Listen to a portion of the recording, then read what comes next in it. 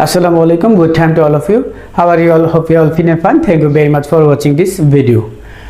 তো এখন যে টপিকটা নিয়ে আলোচনা করব সেটা হচ্ছে যে আমরা যদি রিটার্ন সাবমিট না করে আমরা কোন কোন অসুবিধার সম্মুখীন হব এবং এনবিআর থেকে ডিসিটি আমাদেরকে চিঠি পাঠিয়েছে প্লাস আমাদেরকে জরিমানা করেছে, কিন্তু রেসপন্স যদি আমরা না করি বা জরিমানা যদি আমরা না দিই তাহলে আমাদের কোন কোন অসুবিধার সম্মুখীন হতে হবে, কত পার্সেন্ট জরিমানা করবে এবং যদি আমরা জরিমানাটা ওই সময়ের ভিতরে না দিই তাহলে কত পার্সেন্ট জরিমানা আবার পুনরায় জরিমানা করবে, অতিরিক্ত জরিমানা করবে, সেই বিষয়টা নিয়ে বিস্তারিত আলোচনা করব।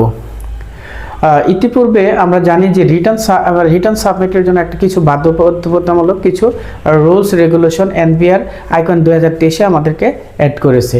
যেহেতু আইকন 2023-কে কেন্দ্র করে আমাদের রিটার্নগুলো সাবমিট করতে হবে এবং IT10 VV-তে ইউনিভার্সাল